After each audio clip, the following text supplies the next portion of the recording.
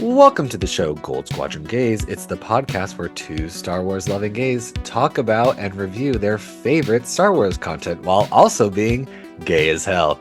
I'm your host, Bradley Brower.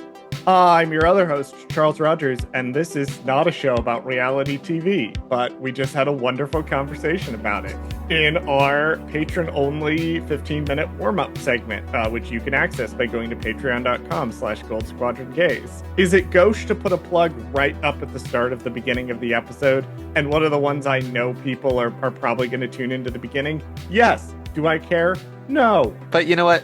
2026. 2026 is partially the year of getting my bag. There you go. I want to get paid for shit. So true. Speaking of people that are getting paid, we talked last week about how we don't talk about things until the trades pick them up or they've been officially announced on Lucasfilm's time.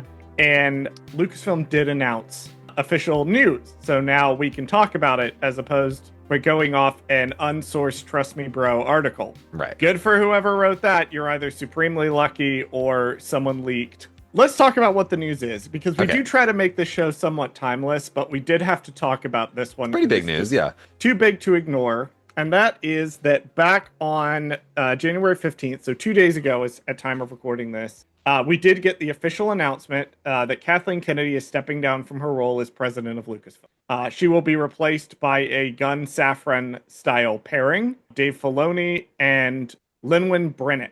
I want to make sure I pronounced her first name right. Filoni is going to serve as president and chief creative officer. So he's going to run all of the Star Wars going forward. Lynwen Brennan, we'll get to who she is in a minute. She's going to serve as the co-president. She is going to run the business side of things. Now, I know that you might be wondering, who is Lynwen Brennan? Because when I started hearing the succession rumors, hers was one of the first names that I heard. So who is Lynwen Brennan? She has been working at ILM since 1999. So she's been there 27 years working with a George Lucas affiliated company, which means she predates Dave Filoni. According to her profile on Lucasfilm.com, she currently, quote, oversees all divisions, including Lucasfilm, Industrial Light and Magic, and Skywalker Sound. She's responsible for the development and execution of Lucasfilm's business strategy and implementation of the company vision. Lynwen oversees the Lucasfilm franchise groups, including marketing and integrated planning, games, publishing, and consumer products, publicity, asset management, and content strategy. She also looks after Lucasfilm studio operations, including human resources, finance, and legal, end quote. So she is a hugely fucking competent businesswoman. Yeah, I was like, that's way too many titles for me. Like, that's like, all right, you know what? You're way busier than I am, that's for sure. Yeah. Now, Kathleen Kennedy is not retiring. We'll also say this. Kathleen Kennedy is stepping down from her role as president, but Kathleen Kennedy is not leaving Lucasfilm. Right. She's still going to be a producer. She is going to continue to produce movies. Right. Because she's a movie producer. She's been doing this for 14 years, but primarily she's a movie producer. She wants to make movies. She loves making movies. She wants to continue making movies. She's going to continue to be a producer on Mando and Grogu. She's going to continue to be a producer on Starfighter. She's going to continue to use her producer star power on Star Wars films going forward. Mm-hmm. She just is taking a step back from running the business aspect of it. So we're going to have Filoni and Brennan as co-leads. We're going to have Kennedy producing the films, and that's going to be the status quo going forward. I believe by the time people are listening to this episode, this may be the status quo of what is going on. Nice. So this was probably the best case scenario, but two people is a really good thing to have. I think if you're going to have a guy who's in charge of the creative output, maybe the guy who personally apprenticed under George Lucas probably a good is person the guy you want to get. Yeah. If you're going to want to have someone running the business, maybe the woman with 35 years of experience, because she was at another company for 10 years before she was at ILM, maybe the woman with 35 years of experience in business is the best person for the job. Probably. And this does solve a lot of my problems with any of the candidates coming to leadership. I felt that all of them lacked something that Kennedy had. But Kennedy was very much a maverick sort of producer in that there was nobody who was going to replicate her. So I'm pretty happy with this, honestly. I have no complaints. Did you read the full article? I read the full article. I read the full statement on StarWars.com, and I read Kathleen Kennedy's exit interview. I was talking about the exit interview. Yeah. I did read the full exit interview.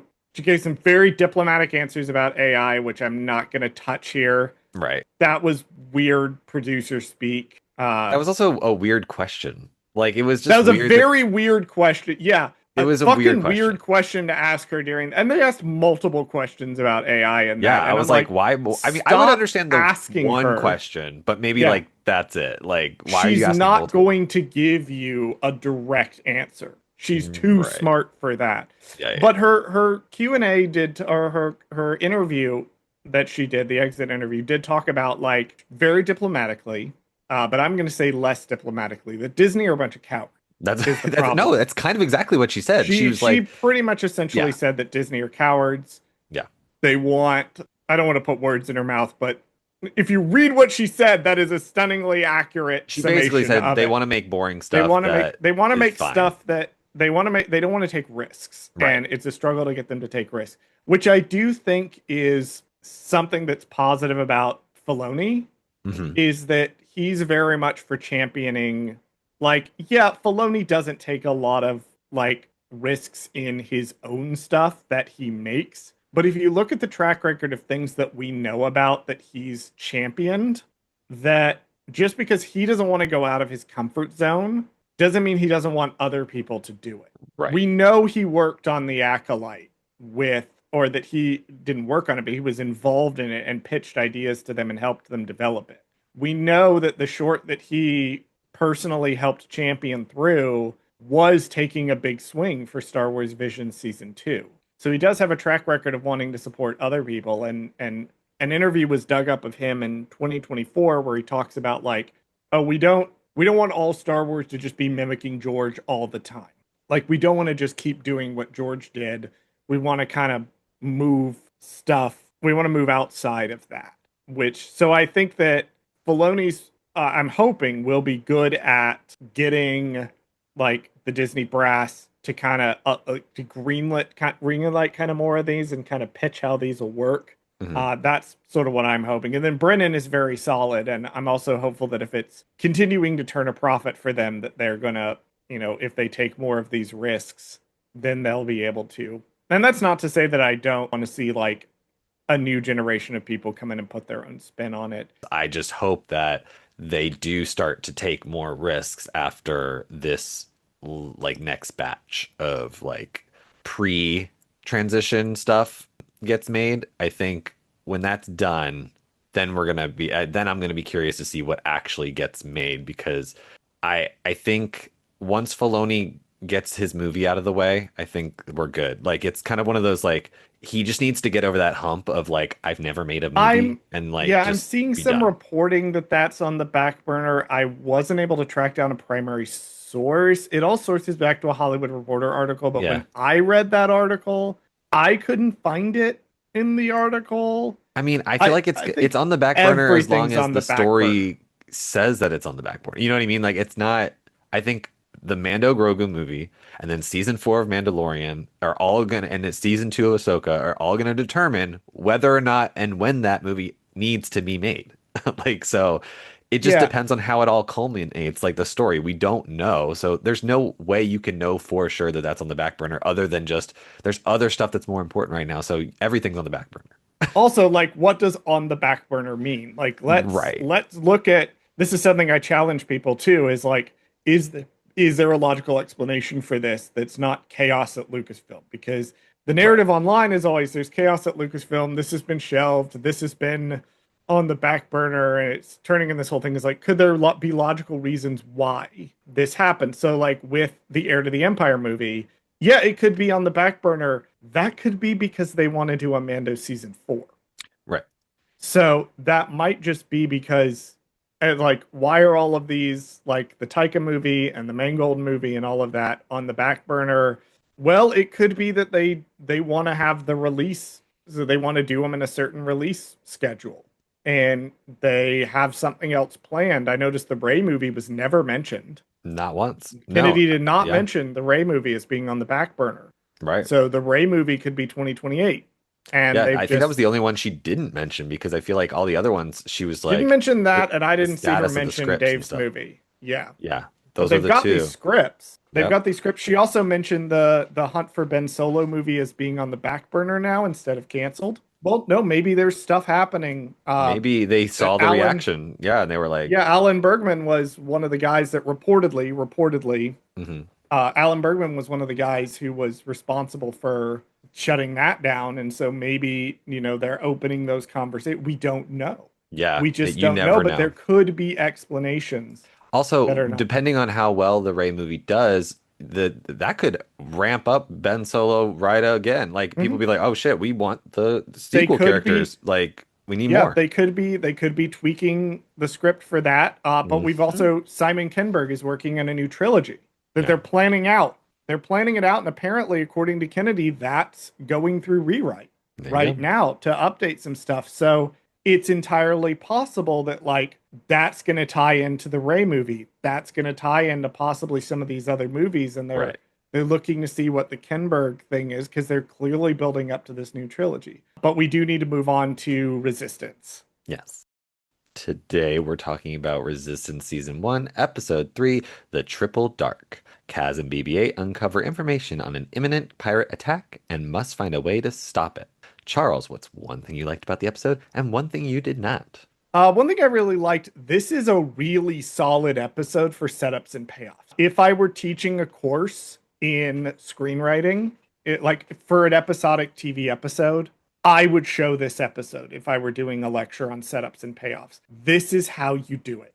Is if you look at the script for this episode, it sets a whole bunch of stuff up that do not seem connected, and then it pays all of it off in the climax, and it all leads seamlessly one into another. Literally, from the first couple lines of dialogue of the episode, it's a cascading chain that eventually pays off. This is a really satisfying episode on a script level, and it really shows the strength of Resistance is going to be in large part episodic. That it's going to be, you can tune into a random episode. This is a true episodic show, especially in the first season, the first half of season 2. You will be able to tune into a random episode with your kids, not understand what's going on in the meta plot, and completely understand the episode with no additional context. One thing I didn't like, the slapstick, still a little rough. There's points where it's very funny when he's moving through the marketplace, and then when he's flying 200 feet and landing on the roof of a ship, stretched my disbelief a little bit. I know it's animation, that still stretched it,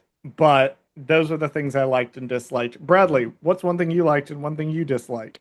One thing I liked was I think I like the setup. Again, I don't know why the meta plot seems to be drawing me in more and more every week because I'm just like I keep wanting to know more. Like every time they show the clip at the end, I'm always like, okay, what's more of this? Like where is the rest of this show? Like that's the one I really want to see. So I really enjoy when that comes on. It gives me something to look forward to at the end of each episode. I kind of look at it more that way now, where it's like I'm getting my bonus thing at the end. So, and I really love that Phasma showed up. She's my fave, obviously. So, We'll talk. We'll um, talk about her when yeah. we get to it. But the one thing I did not like, I'm with you on the slapstick. My main thing, my main biggest thing though, out of the whole entire episode that I just could not get past was Kaz constantly, openly talking about A, being a spy, and then dropping Poe's name in public as he's discussing being a spy. I just don't understand I understand like, oh, he's just walking and he's talking to BB-8 and no one's listening to him necessarily, but he's literally like do. Oh, I just don't know how I'm gonna be a big resistance spy over here on this thing looking for the first order. Like, I'm like, what are you doing? It just that part of the script or that part of the plot, I just pissed me off because I was just like, he is constantly throughout this episode talking out loud about being a spy. Well, you know what spies don't do out loud? Talk about being a spy. I understand he has to grow into this role. It was so annoying and I could not get past it. But that's the Do you, only thing I did do you know how well I know you at this point? like. The first scene of the episode Yeah. where he is talking to Yeager hmm and he drops Poe's name. Yeah. I went, this is going to be the thing Bradley didn't like. This is going to be it. It's going to be he won't shut up about being a resistance spy. Yeah. Before we dive into the episode itself, I hmm do have two notes. So our friend Hope over at J Guys and Jedi and For Light and Dice info dumps on me every week. Hmm. in our DMs because Hope loves Resistance. So she's always info dumping trivia on me, which is nice. I do not share it all necessarily on the show. You can go listen to J Guys and Jedi if you want to hear it. Just she's done a lot of research on Resistance. So I'm not going to cover it all here, but you did give me two notes that I wanted to bring up because they're kind of important context. One of them is the thing Charles fucked up kind of didn't know, but we'll get into why I didn't know it. And the other one is just she answered a question we had in the last episode. So the first thing that Hope brought up for me is I mentioned believing that there was no Star Wars Resistance video game, and in particularly a racing game that I Okay. felt like there needed to be to tie into this episode. There was Okay. actually. However, I didn't know about it because it was released in 2019. It was called Star Wars Resistance Racer, and it was on the Disney Now app. It was Oh, so it's developed like by an Disney online Interactive. game. It was like a phone game, Phone is like a like mobile a game phone online. game that you could Oh, play okay. on your little Well, mobile device, not even on its own. that's like In the technicality. Disney Now app, you had to download the app Right. and then download this game. And it was one of Gotcha. those silly little, you ever go on like cartoonnetwork.com and play the little flash game Yes. for like Samurai Yes. Jack or Teen Titans or whatever? It was Uh-huh. that. That's what it was. It was developed by Disney Interactive and Neo Pangea, but that was a thing that actually happened. Is there Disney Interactive did develop a racing game that was hidden on a random Disney app that I didn't Yeah. download. No, I'm Uh, I was looking it up because I wanted to see what it was. yeah, no, it just So looks like the show. It clearly just kicks them the racing assets from the show and said, "Do this." I'm wondering, is it like I'm wondering if it's one of those games where it's just what is it? The yeah, it's exactly what I thought it was.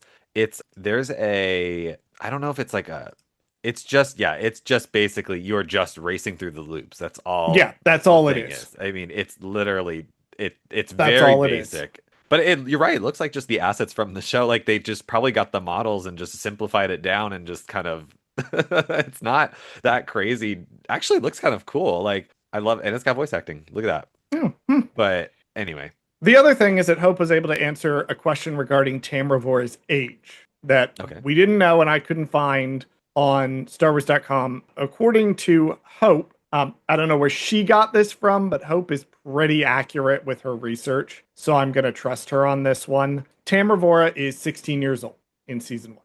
Okay. So she is not she is not in Niku and Kaz's age bracket. She is slightly younger. Got it. So that is also important context. She is younger, and that makes the fact that she is a more advanced mechanic and engineer than Kaz have more weight I see. as Okay. well. Anyway, we can get into the episode now. Section 1. Kaz settles into life on the Colossus, and he keeps a small starfighter trophy as a reminder of home, and argues with BB-8 about being a spy rather than just a mechanic. Yeager assigns Kaz his first real mechanic task, warning him not to mess it up while Tam and Niku supervise. A Nemoidian client named Halion brings in a ship for urgent repairs. Kaz's lack of mechanical skills shows, and Tam questions Kaz's background as a mechanic. Later, Yeager pays out wages, giving Tam and Niku full pay but shorting Kaz, reinforcing how tough life on the Colossus is and frustrating him. Yeager sends Kaz to the Office of Acquisitions for spare parts, but Kaz seems to treat it like a spy mission. So we do get a Neomoidian shuttle, which I recognized before I even went to Bucket's list. I knew from the landing gear that Mm-hmm. that was going to be a Neomoidian, which I love the design of the Neomoidian ships. I will bring that up. That's part of why I clocked it, is because I was like, I fucking love this thing. Yeah. I have the Lego set of the one from the Clone Wars. I also appreciate that Niku is trying here. So he walks up to Kaz, and his writing is getting better. Like, I do like him in the scene where he walks up and he's like, his stream of consciousness is at Kaz. He's like, oh, I once had a pet. Then it died. Then I ate it. Then I got indigestion. And I'm like, oh, he's trying to be friendly. He's Right. trying to be sociable. I like him.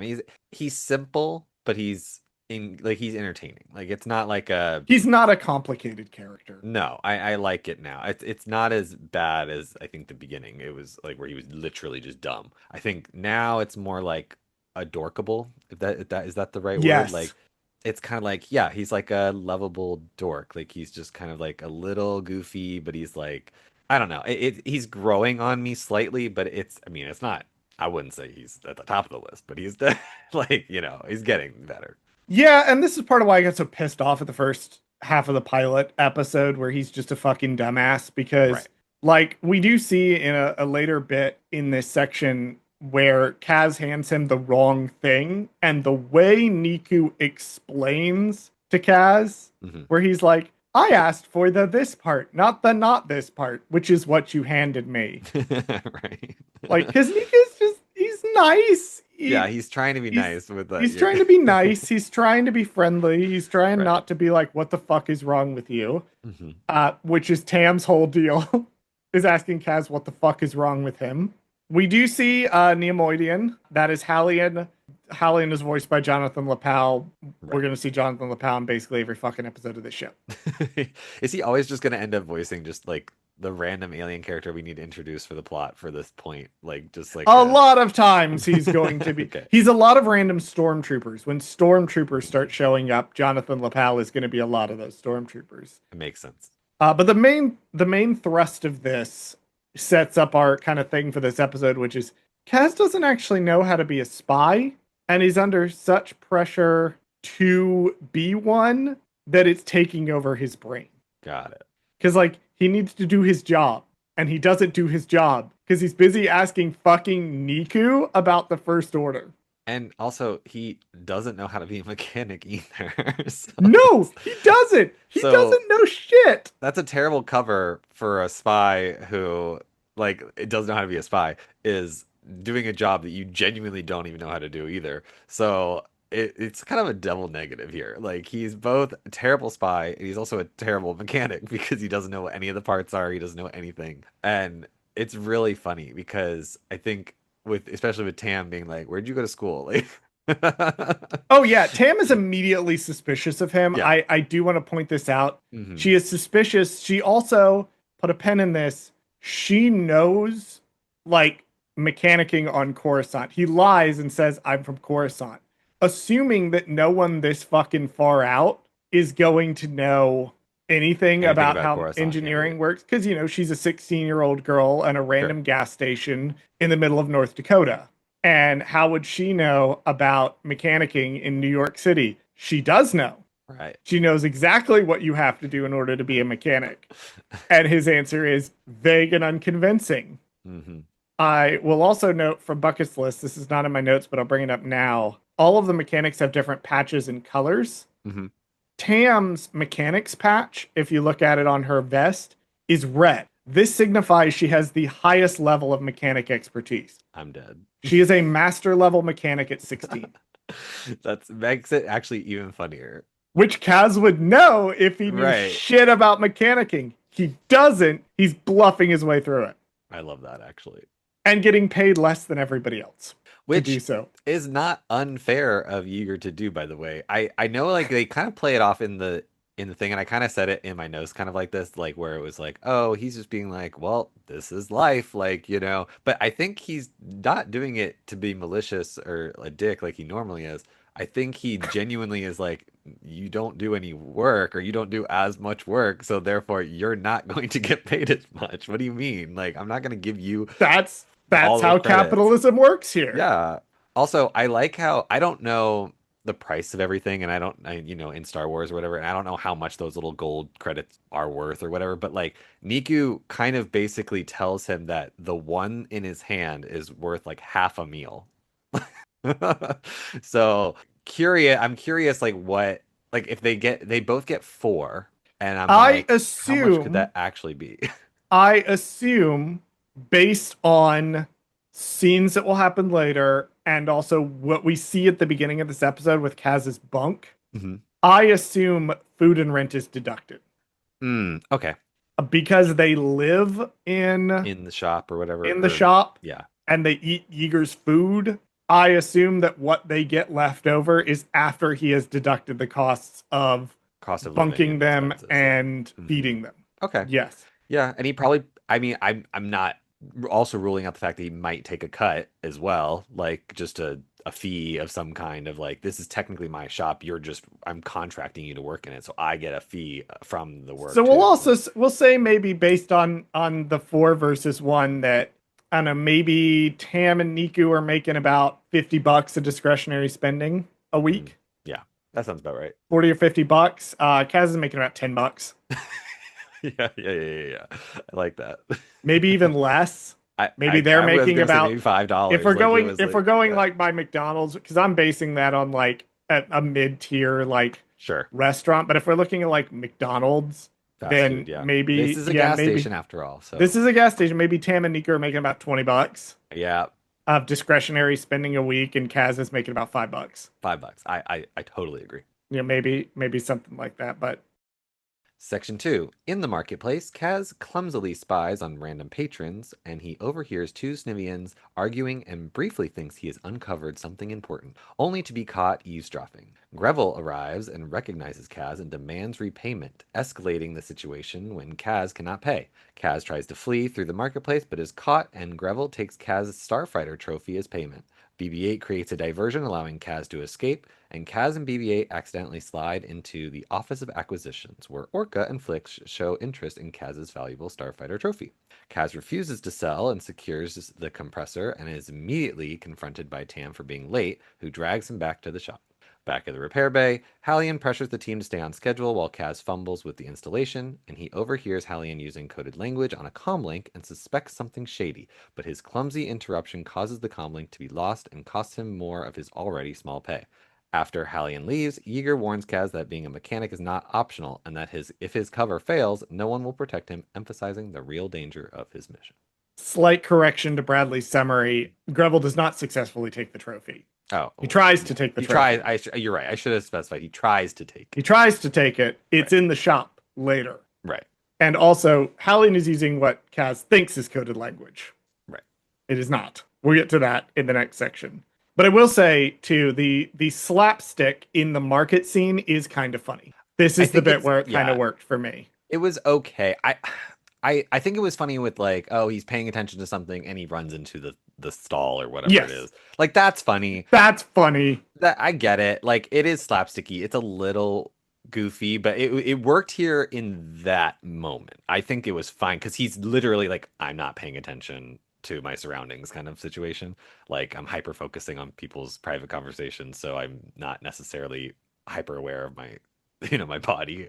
But other than that, I mean, I'll excuse it for that, for this scene in particular. Yeah, it was kind of it didn't take me out of it No.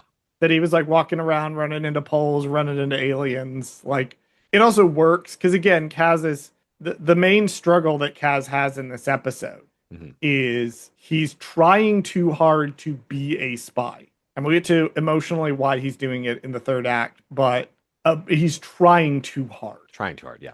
He's not letting it flow naturally. He's not feeling the force. He's not. I hate to come back to Yoda. Do or do not, there is no try. Kaz is trying. And Right. that's the problem. He's not doing. Exactly. That's part of what that quote means or how that quote can be interpreted. Kaz is trying too hard and thus he is failing. And yeah, he runs in that little fucker Greville again, who again is voiced by D. Bradley Baker. Right. I think I didn't mention that in the first episode. Yeah, I don't know if we mentioned that. I don't think I was going to did. bring it up this time because He's voiced by D. Bradley role. Baker. Okay. There you go. We know who D. Bradley Baker is. Do you Exactly. even want to talk about D. Bradley Baker at this point? Because we fucking know who this is. Yeah, I think after how many shows have we done where he's been a voice? Like, I feel like we've done D. Bradley Baker's been in pretty much every show we've covered. every cover. Yeah, Ever every single on the one. podcast. Because even if Somewhere. it's live action, sometimes he wiggles his way in there somehow Yeah. and does something. So I feel like we always He's just do kind of something. in there. Yeah, he's always in there. somewhere. Yep, he's back, and yeah, we also see too. One thing that's really funny is that do you know who is actually a very good spy? BB-8. BB-8. BB-8's real fucking good at this. Right. Real fucking good. Kaz almost manages to get away from Greville because BB-8 intervened. And then later in the episode, BB-8 will yank the comm up because he's good at this. Yeah. Yeah, BB-8 is actually quite good at being a spy. Greville mentions that the trophy is Erodium. So from the StarWars.com trivia guide buckets list, quote, Erodium, the metal that makes up Kaz's prize trophy, is incredibly rare, rarer than gold. Its usage in Star Wars dates back to a mention in the 2000 novel Rogue Planet, end quote. It also says that the use of AU and Erodium is a nod to gold. on the periodic Oh, table. that's funny actually. Rogue Planet just got an Essential Legends collection re-release. Oh, okay. A couple of months ago, they released the unabridged audiobook for Rogue Planet. So you can go listen to it in its unabridged form. Hmm. It is kind of a pseudo prequel to New Jedi Order, but so it is a very interesting read. It is a very interesting Anakin and Obi-Wan story that was written by Greg Bear, but this is a reference to that. Okay. That's Rhodium first debuted in that. I have a weird question about Okay. Rhodium. Why did they make uh, okay, so he won this trophy. He won Oh, this trophy. it's like a for a race or something, right? That's what Yes. when I did know we what you're figure that about to out at the ask, and I end? Or did have we an answer. okay. Yes. Did we figure that out at the end? Or did he tell it in the beginning He, when he he was tells us in the explaining it? third act. Oh, Yeah. in the third act. Okay.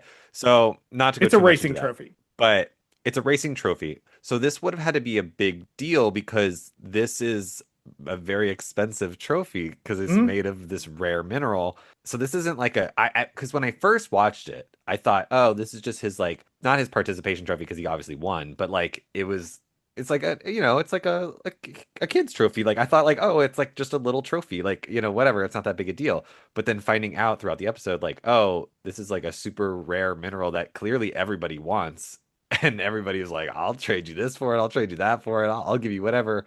Like, why would they make this trophy out of this super expensive material unless on the planet where Kaz is from or whatever? And he is affluent because his father's a senator and whatever. And so I imagine that, That's like, exactly it. That okay, was going to be how I explained it, is okay, that his father is a senator. Kaz is rich. right. Kaz is stupid. Kaz's family is stupidly rich. They come And they from run in affluence. Yeah, stupidly rich people's circle. got it. Like the amount of money that these people have is in fucking sane. And they're just throwing rare shit around left and right. And Kaz is used to that. He Mm, is not used to this came up in the pilot and this came up with the Kaz doesn't have any money scene. Kaz doesn't get paid scene. Kaz isn't used to dealing with money. He's right, not used to dealing with having to budget and manage money because we saw in the pilot episode he called dad to try to get money. And the reason he doesn't have money is because Hamato Ziono is a dick. gotcha. I also was trying to like connect it. It kind of made me think of Skeleton Crew, where like they have all the gold in the credits or whatever, but they don't look at it like it's gold in credits. Like they have such an abundance of it that they go like, oh, whatever. Like it's just the gold, Yeah, like. it's a very similar thing that Hmm. Kaz has never been in a situation like he never thought of this trophy as valuable because it's a trophy he won for a race. It Got it. never mattered to him that it was this stupid rare mineral, but now it does matter because people got to pay rent, people got to eat food. That's right. Yeah, what did Orca and Flick say? They said something like, "Oh, this will feed you like good. Like you got Good for like a like month. a month. Like you could eat off this for a while. Like that's Yep. crazy." Yeah. And part of the thing too with the Orca and Flick scene is to really reinforce Kaz is struggling to give up his old identity. Hmm. It makes practical sense on paper for him to he is a spy. He's not going to be there permanently. He has a mission. The mission is very important. The logical thing to do would be to sell Orca and Flicks the trophy Right. and take the money and use the money to finance the spying. But Kaz can't let go. He can't commit.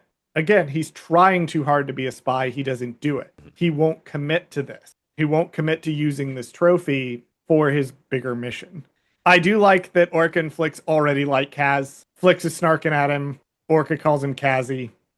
It's very, like, it's endearing. Yeah. Like, so they clearly like him already. Right. And it would be bad if they didn't because then they have to constantly see because clearly, Eager uses them for everything. Like Yes. this is the place There's that you go to one get stuff. acquisition shop on the station. Right. Like You're this is the paying place what you Flicks go. and Orca decide you're going to pay. Right. That's what happens when there's one mechanic in town. There's Yeah. one barber in town. And Yep. it's that small of a town. You're going to pay whatever they decide you're going to pay. And if they don't like you, you're not getting something. I do have a note here that I'm just going to read verbatim. Hallian acts like so many clients I've worked with, Mm. where Kaz is back and he's demanding, I need this ship fixed. I have an important meeting. Right. I have an important Yeah. business. I need to business with business. I need to do business because I'm a big businessman. And it's like, okay, dude, but you're not a mechanic. So Right. shut It's up. going to take how long it's going to take. It will take what it will take to do it. Right. I've worked at jobs where I've had people be like, we need this deliverable by X, Y, and Z, and they don't like me because I'll always be like, okay, well, it's gonna take 6 hours to Right. do. Well, can't you speed it up? It's gonna take 6 hours. And I'm always right once I've worked a job for long enough. I'm very good at knowing Sure. how long something is gonna take. I'm like, this is gonna take 6 hours. If you don't like it, plan accordingly. There are ways to shorten that, but none of those ways are telling me to shorten that. So this is going to take, 1 week to do. It's going to take, this deliverable is going to be in a week. It's going to take what it's going to take. Here's how you can make that shorter. Hallian is also a colossal idiot because he walks over to the comm link and just starts having a conversation. He might not realize Kaz is there, but this is a very stupid conversation to be having out in the open. I don't feel like it's out of character for him though. No, that doesn't seem weird to me because No, they've established him as like under a lot of pressure. right, and he's on a time crunch, so it does make sense that he would be sloppy in his things that he has to do. Like he's like, oh, I don't have time to talk to you over a secure channel and like make a privateness of it or whatever. Like I don't have that time or whatever. So it makes sense. Like I just love that Kaz thinks that it's coded language. Like that's the part that I thought was funny because he's so hyper fixed on being a spy that he thinks that he's hearing these phrases and terms and he's like when he says the triple dark, it sounds like he's saying, like the fox rides at midnight or whatever, you know what I mean? Like stuff like that. Yeah, that's like, what Kaz thinks. Yeah. And come to find out later, no, that's just the name of the store. Just the name of the thing. But that's good, I think that's a good writing element because it makes it's like a character says something that we don't understand. The other character thinks that they're being a spy and they're using coded language. So we immediately think, oh, that is coded language. Wait, there is actually something suspicious going on here. And everybody's gaslighting Kaz right now because they don't believe him that there's something going on here, and I find it funny that we have to kind of go on this journey with Kaz to be like, oh my, wait, actually, I think there is something going on with this guy. Well, also, if he had just like tried to learn anything about the Colossus at all, instead of like being so hyper fixated on, I've got to spy the thing and do the spy. Right. Had he asked literally anybody, they would have told him what a triple dark was. Right. And if he had told anybody, like, hey, who is, I'm forgetting his name. Really, let me pull up my thing. Kragan Gore. Who's Kragan? Somebody would have been like, "Oh yeah, that's a pirate," which is literally what does happen. Literally in the next scene is exactly what happens. Yeah. He realizes, oh no, these were actual terms that I could have just asked anybody, and everybody on the Colossus knows. Everybody even know what that is. Yeah. It's like Kaz. Part of the problem with Kaz here is that he doesn't have a basic level of understanding of the Colossus, its culture, its society, what terms mean, what everybody knows. So he doesn't know what's abnormal.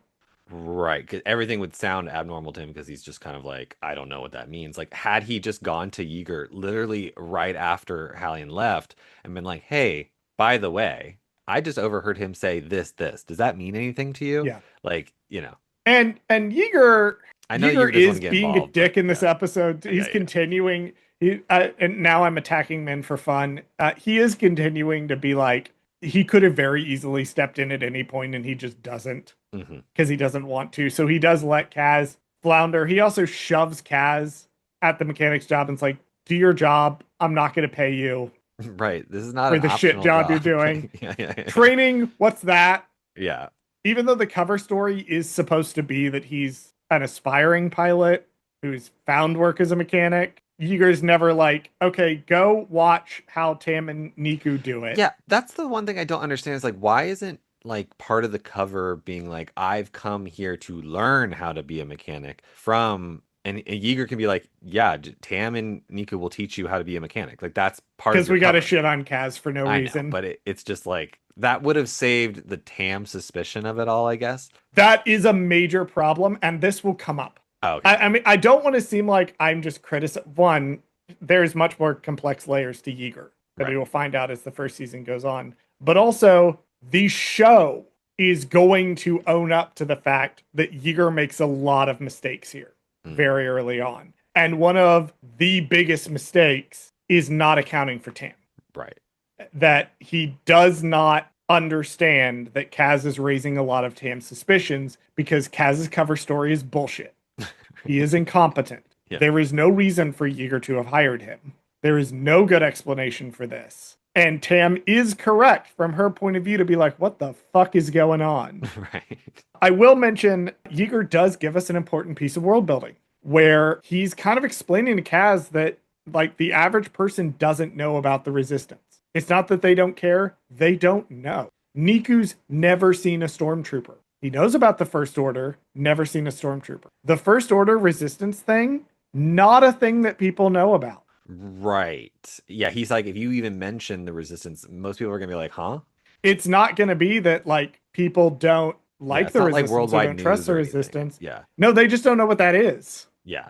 Hosnian Prime is going to know about it because Kaz's dad is a senator. Right. But people on the gas station planet are not necessarily A, gonna care, or B, know about this Exactly. thing that's happening between these two people who are fighting that they don't even have anything to do with. So it doesn't, it's not that strange, but it is interesting that like most people just genuinely don't know what the resistance is and don't know what the first order is. Yeah, and we see that as central to the narrative of the galaxy, but like Yeah. for the most part up until The Force Awakens, no one's going to care. And if Right. if they don't care, there's a good chance they don't know what's going on. And that seems to be, I mean, that's true in any situation. Like nobody will care unless it directly affects them. So I Bingo. mean, like That's it. That's exactly that's what it just is. especially in a galaxy wide Yeah. place, with millions and billions of people and aliens and civilizations and governments and things. Like no one's gonna care unless it directly affects their And planets. that's part of how the First Order is able to operate, is that they are banking on the fact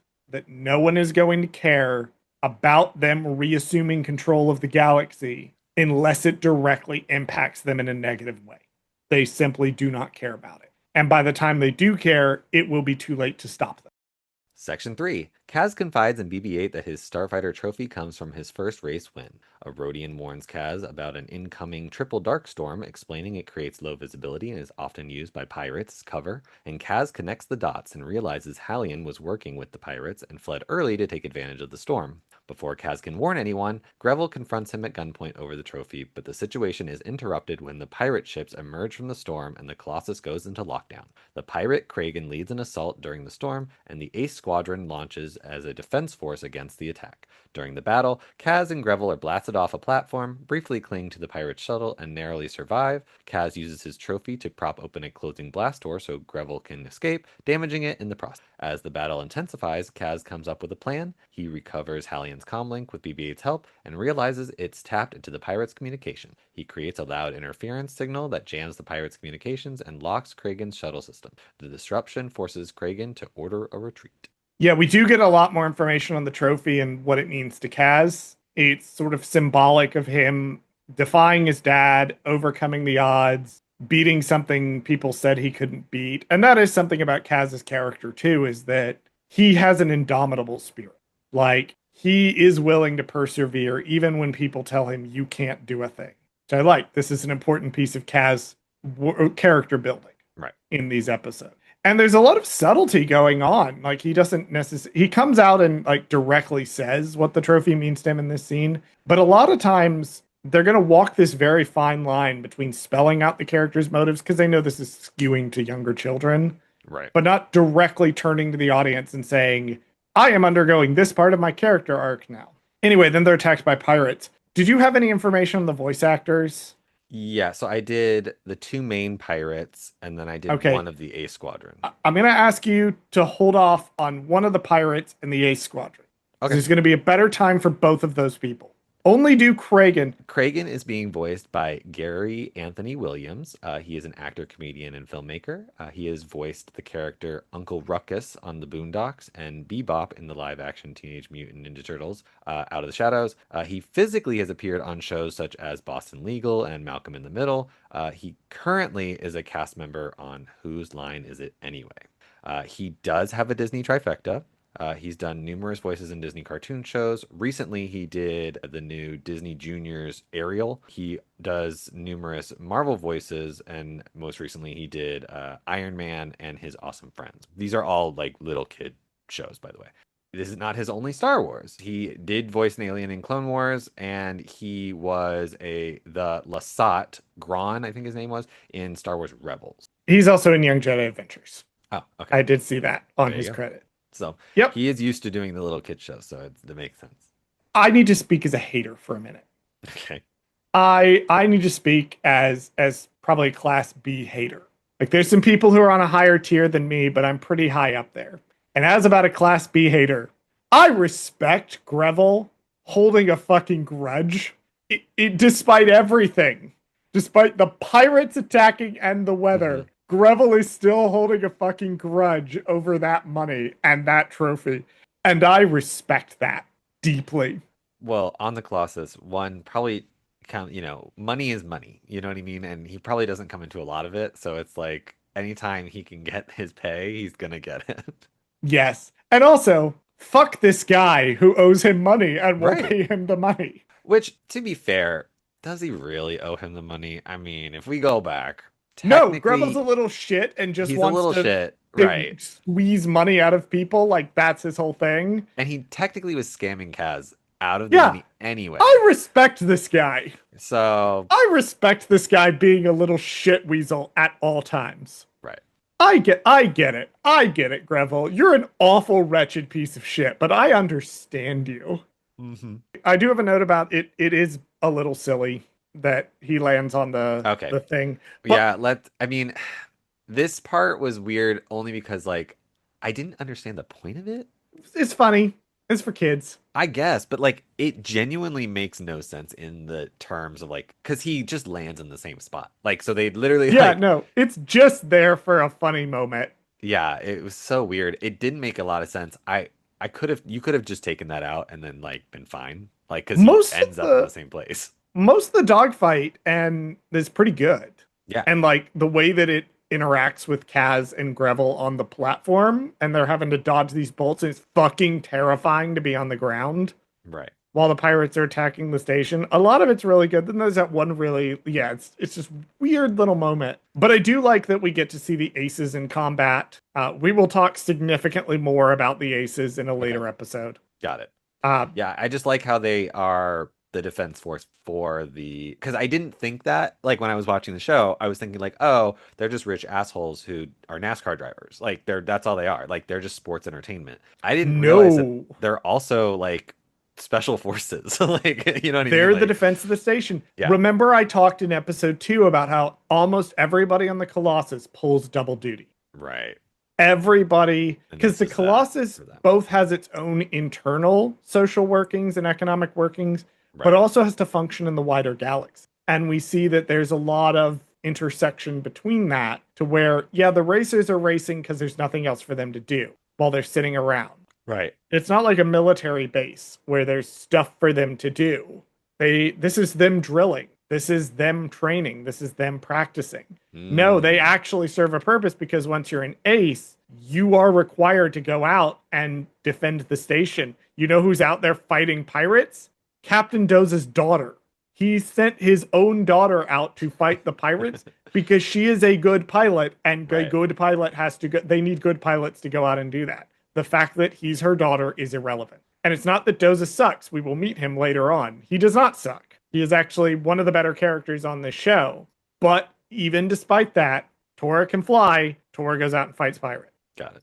Then Kaz sacrifices his trophy to help that little fucking shit who was trying to kill him a minute ago, which Yeah. again goes back to Kaz as a good person. This is No, what it's does make good. him give that up.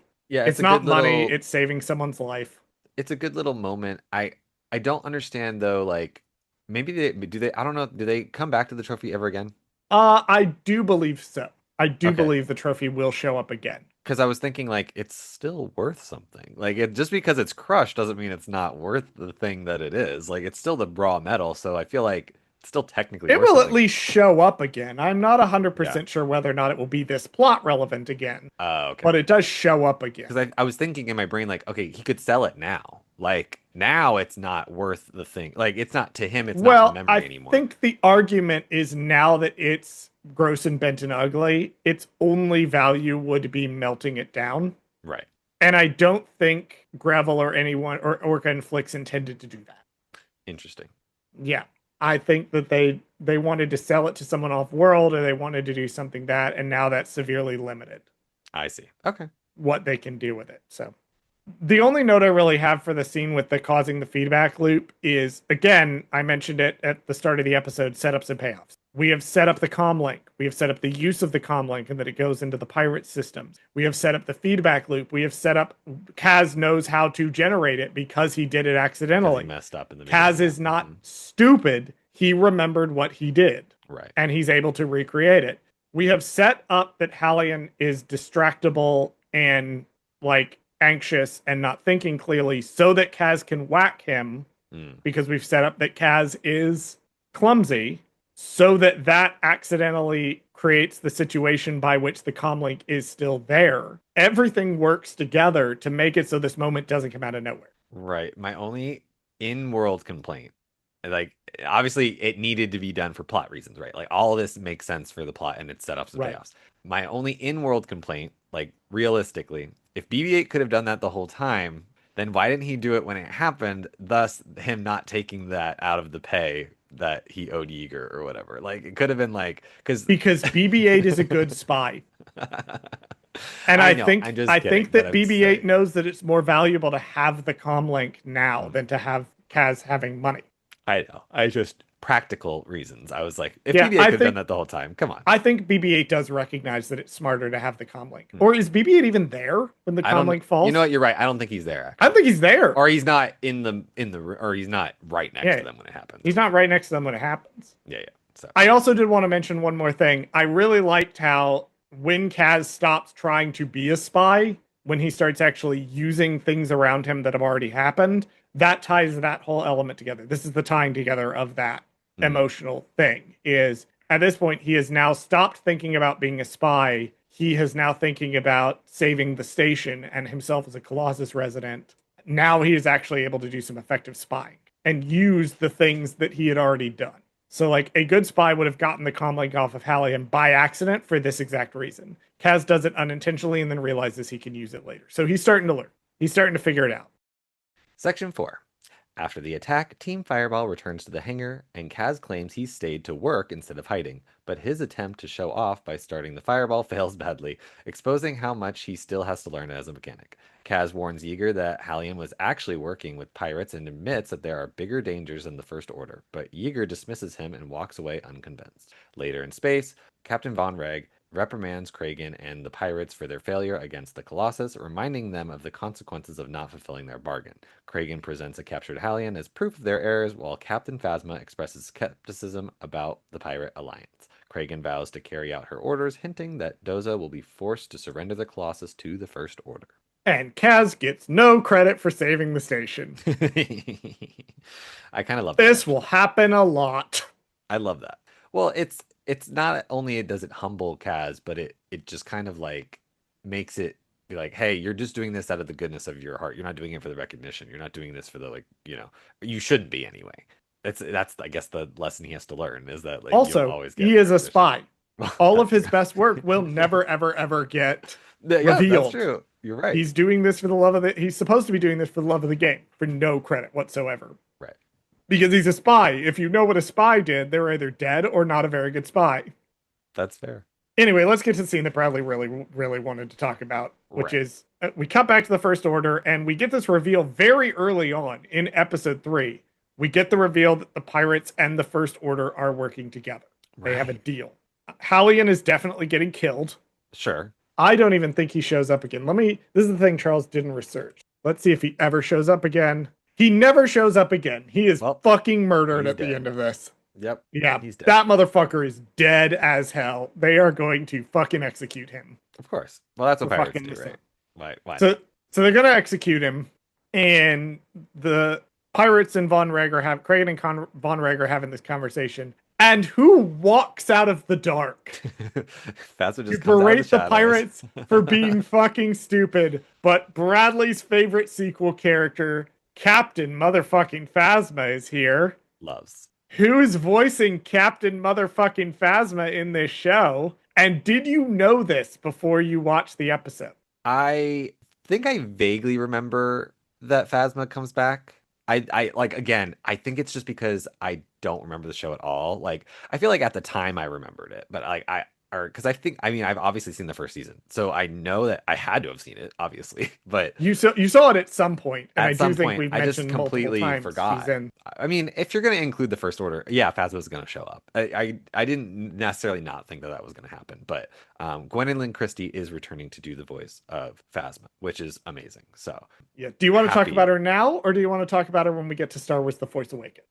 Force Awakens. We're going to talk about her when we get to Star Wars: The Force Same with Awakens. any sequel character.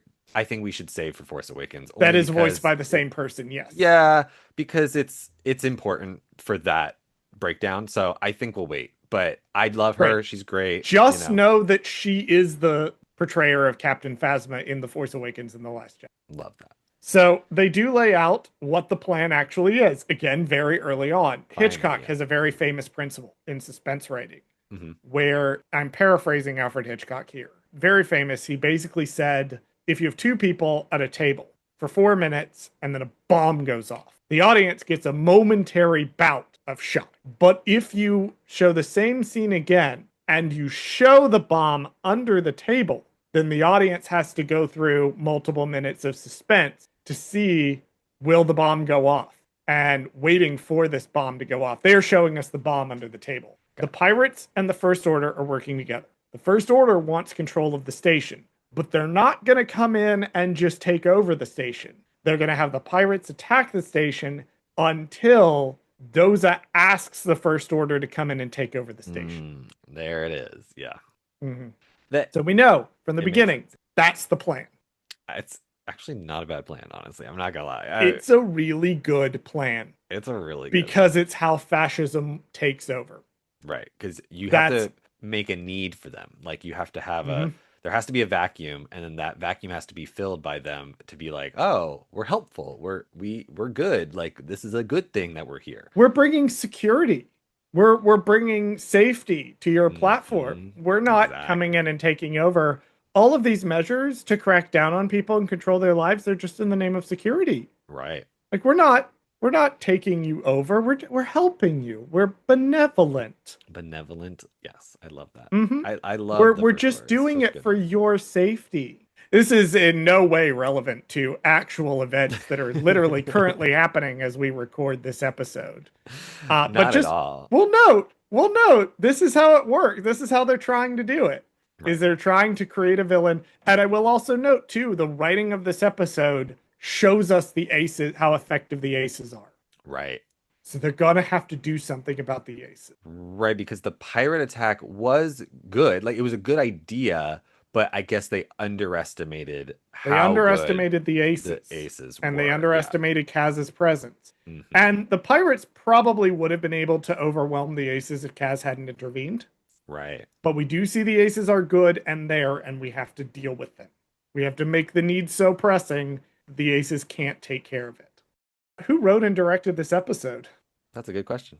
Well, this episode I always forget. This episode was directed by Sergio Paez. Mm-hmm. Sergio Paez is a Lucasfilm veteran. Worked on started as a storyboard artist for Star Wars: The Clone Wars. Continued to serve on that role up through season 7, and also worked as a storyboard artist for this. Nice. For episode 1 and episode 17 and 18. Only directing experience up to this point. He has directed 7 episodes of Star Wars Rebels, including really good episodes, actually. Directed a lot of flight episodes. So directed Siege of Lothal Part 2 and Wings of the Master, both of which included a lot of flying. Also directed Season 4, Episode 11, Doom, and Season 4, Episode 15, Family Reunion and Farewell. So if you have therapy bills, you can partially send them to this guy. This episode had 2 writers. It was written by Kevin Burke. It's got 53 writing credits, mostly a writer for animation, for kids animation. Ninjago being the big one, writes a lot of Ninjago stuff currently. Has written a lot of Teenage Mutant Ninja Turtle stuff. And then Chris Wyatt is the other writer, also having written a lot of Ninjago stuff and I don't know if he's written any Teenage Mutant Ninja Turtles, but he's written a bunch of Marvel stuff. Oh, I see. Okay. So also was a producer on Napoleon Dynamite in 2004. Oh, what a That's a random. random That's a credit on the random guy credit. who Yeah, co-wrote this episode. but fun. So that's who our writer and director are.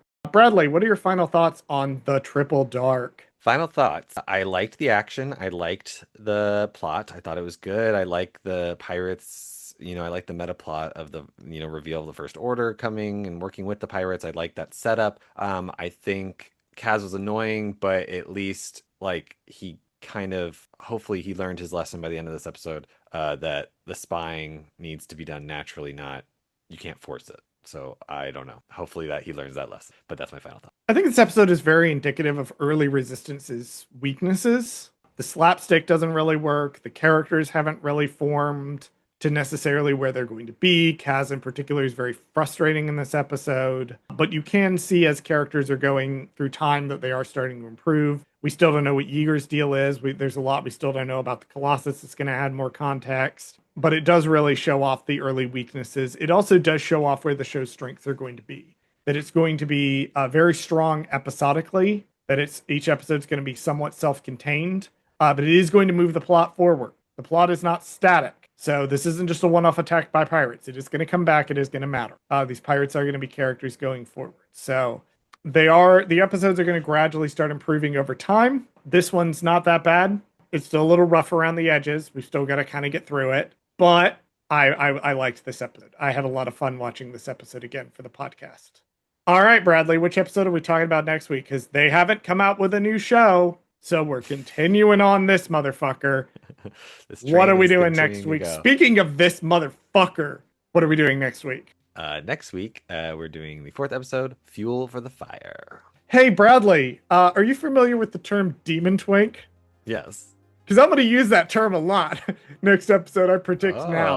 Okay. I'm going to talk about fucking demon twink a lot in the next episode.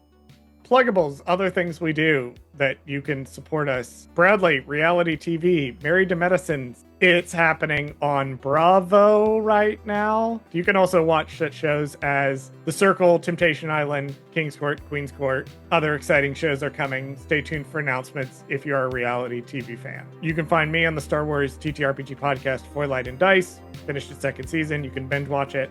I also write books. I have a queer crime serial going on right now called Beach House Studios. That's going to be wrapping up the mainline books sometime this year. And then I will have an announcement within a couple of months for the next thing that I am doing.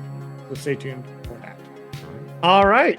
See, Bradley, Resistance isn't that bad. Sure. It's not that bad.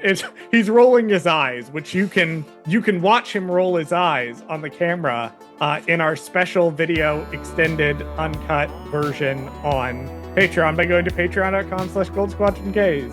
And we can end this episode by running our socials. Thank you for listening to Gold Squadron Gaze.